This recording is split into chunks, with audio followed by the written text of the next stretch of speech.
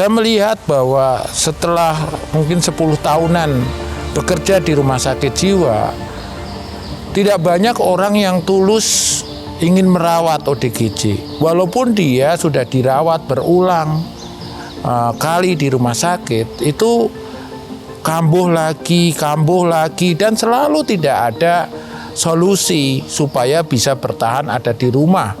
Apalagi bekerja atau kembali ke masyarakat, diterima di masyarakat. Nah, ada banyak ODGJ yang kami rawat itu sering mengutarakan ke saya, gimana ya caranya saya sembuh? Apa yang harus saya lakukan? Saya udah dirawat berulang, tapi kok nggak sembuh juga. Tetap kambuh dan kambuh lagi.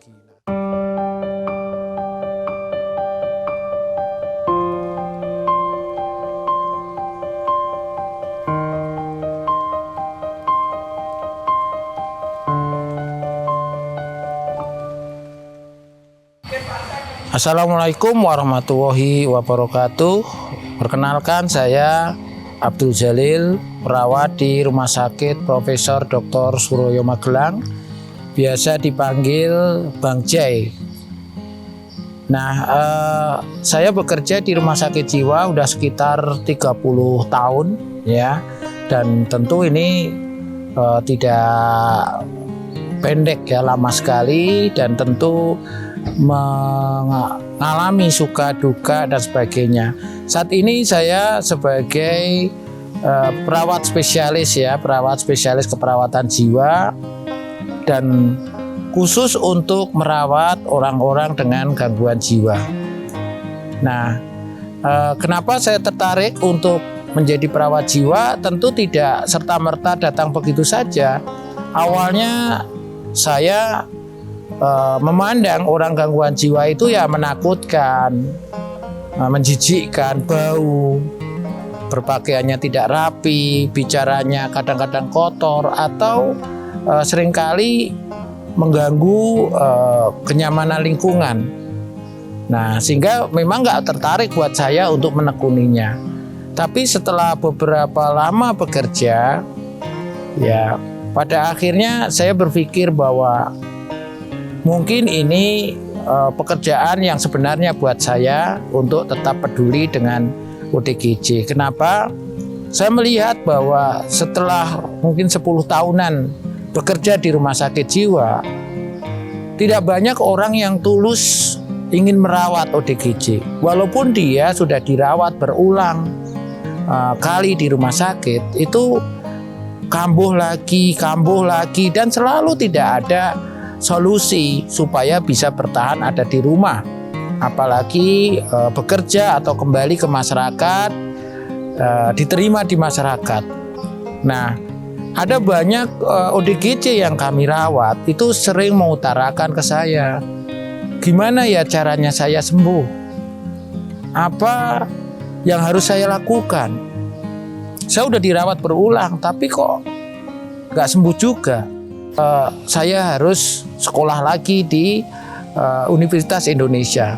Nggak tanggung-tanggung saya untuk bisa lolos, itu harus 6 kali ujian masuk di UI. Yaitu komitmen saya bahwa saya memang ingin membantu ODGJ, ingin peduli dengan ODGJ, melebihi apa yang sudah saya lakukan selama ini.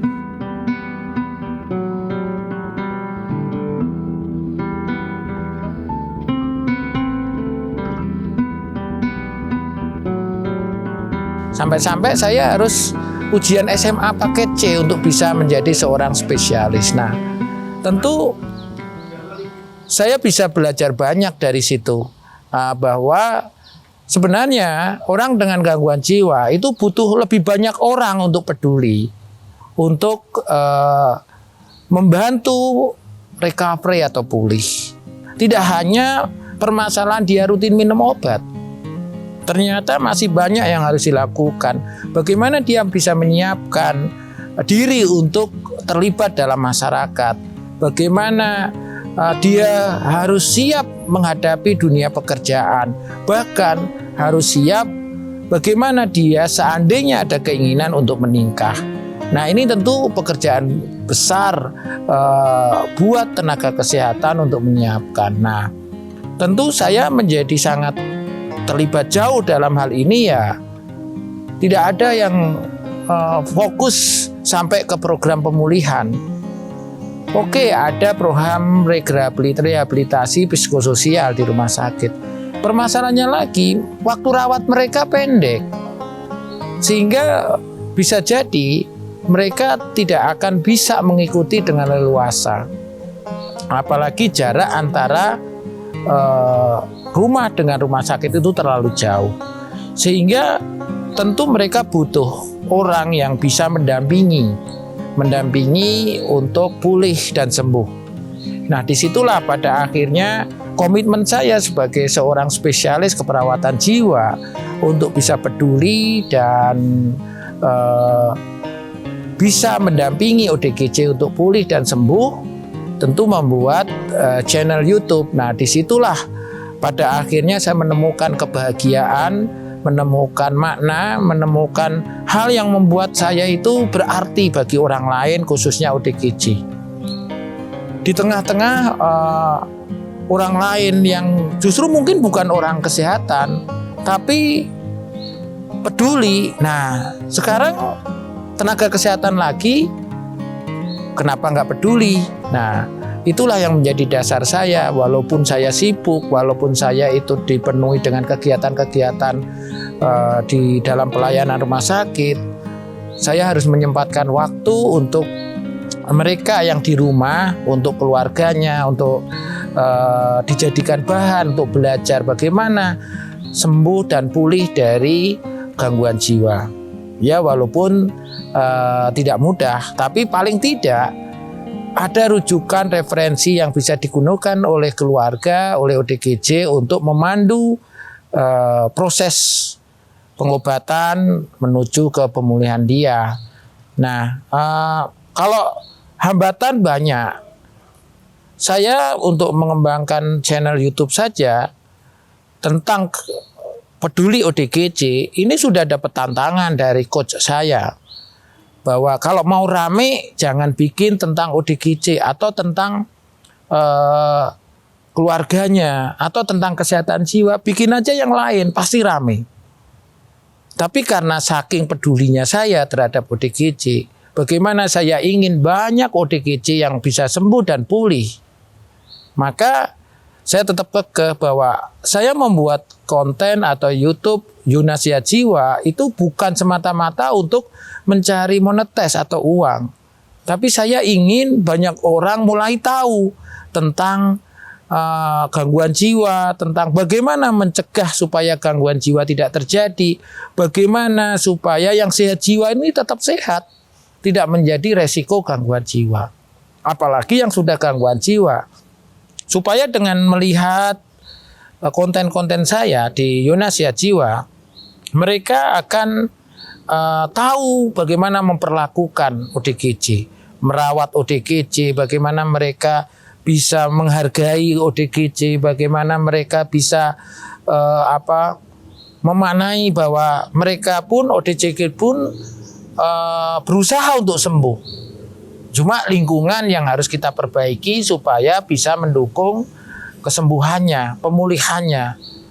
Nah, kalau kita berharap dari yang diupayakan pemerintah, ya sudah bagus, tapi tentu perlu ada sarana media-media tertentu untuk belajar, untuk bisa lebih memahami, untuk bisa lebih melakukan hal-hal yang positif yang bisa membuat ODGJ ini bisa pulih dan bisa berfungsi secara sosial maupun secara pekerja. Bahkan akhir-akhir ini banyak sekali ODGJ yang sudah mulai baik dan mempunyai harapan ingin berumah tangga. Mereka melakukan konsultasi pranikah. Kenapa? Karena mereka nggak ingin anak-anaknya menderita gangguan jiwa juga. Mereka nggak ingin tiba-tiba setelah menikah tambah masalah dan akhirnya kambuh lagi. Nah, tentu membantu atau peduli terhadap ODGJ ini tidak hanya sebatas pada bagaimana mereka berobat secara rutin. Kalau itu bukan saya banget. Kalau saya kepinginnya bagaimana mereka bisa pulih secara sosial maupun secara pekerjaan.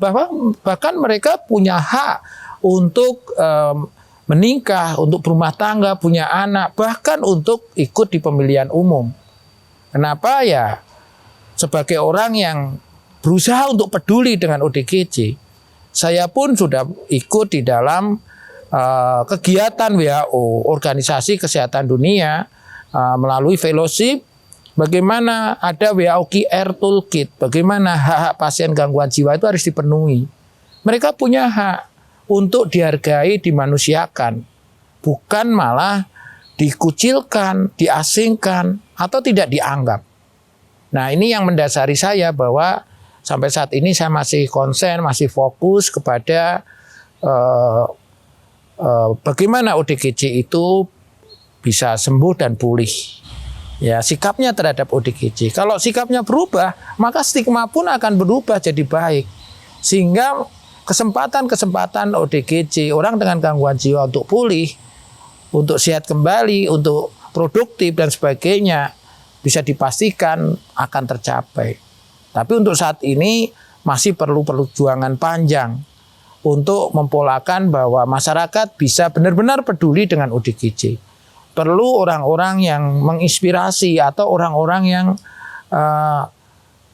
meluangkan waktunya untuk bagaimana berbicara, bagaimana berkegiatan yang ada hubungannya dengan ODGJ ini supaya dapat tempat lah, dapat kesempatan lah untuk maju, untuk berkembang, untuk mendapatkan seperti yang orang lain dapatkan.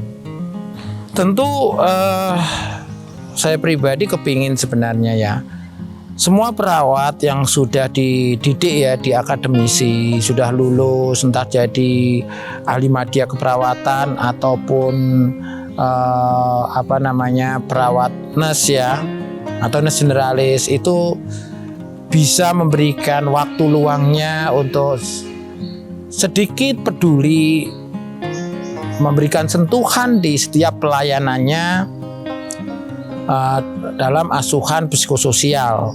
Kalau yang bekerja di rumah sakit, paling tidak dia memberikan asuhan psikososial sehingga resiko-resiko yang bakal terjadi terkait adanya gangguan jiwa yang dialami pasca dirawat di rumah sakit, entah dengan stroke, entah dengan gagal ginjal, entah dengan diabetes mellitus, itu bisa dihindari kalau perawat-perawat peduli tentang masalah kesehatan jiwa. Nah, untuk perawat-perawat yang ada di puskesmas, ya walaupun tidak memegang program jiwa, tapi paling tidak karena banyak aktivitas di masyarakat, melakukan juga promosi kesehatan di masyarakat, ya tentu kalau saya pribadi berharap mereka punya ruang lebih untuk mengaplikasikan ilmunya, tentunya di mengatasi masalah kesehatan jiwa di masyarakat. Ya tentu harus dimanfaatkan dengan baik.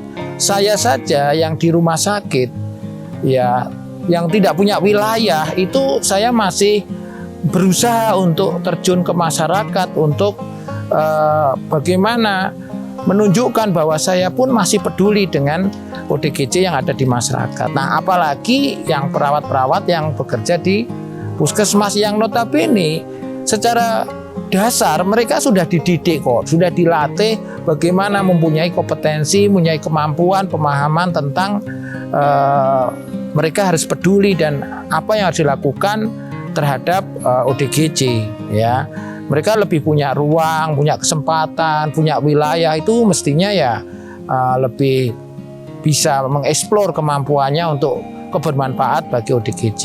Lawang saya yang di rumah sakit saja masih mau ke masyarakat ya, walaupun ya tidak ada janji-janji yang dibayar berapa, tapi intinya apa yang saya tahu, apa yang saya mampu itu bisa ditularkan ke mereka yang tidak beruntung ya, ke keluarganya yang mempunyai anggota keluarga dengan gangguan jiwa. Itu sudah membuat kebahagiaan tersendiri, apalagi jika memang perawat itu bekerja di lingkungan pelayanan yang dekat dengan masyarakat ya.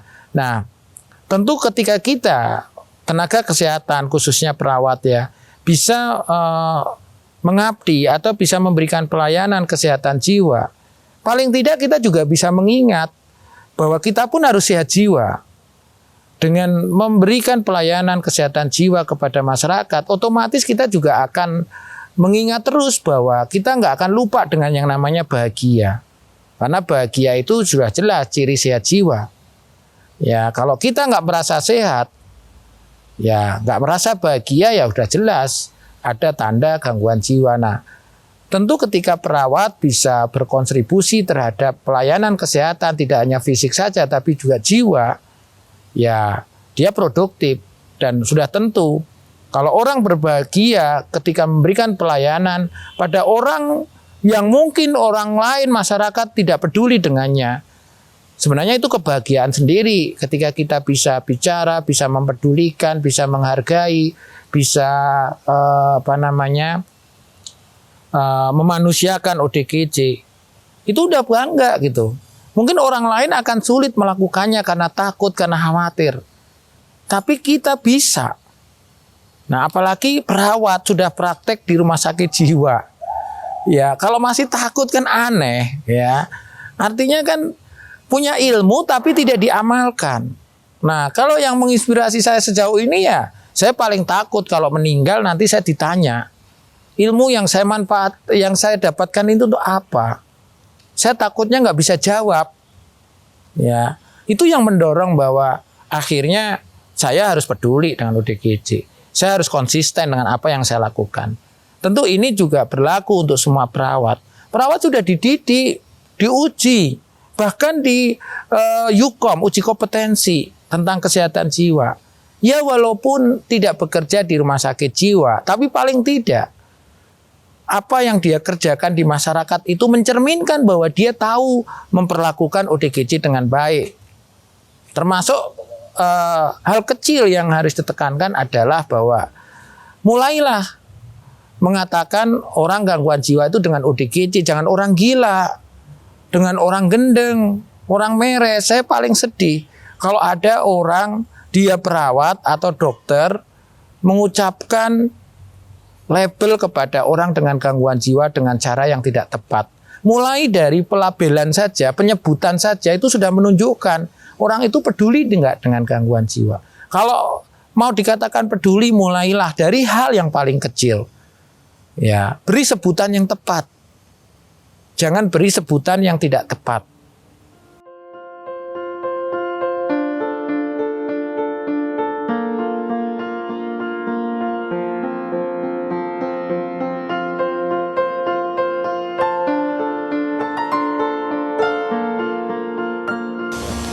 Saya, Pak Jalil ya sering disebut, terus akan berkomitmen bahwa sampai akhir hidup saya tetap akan peduli dengan ODGJ.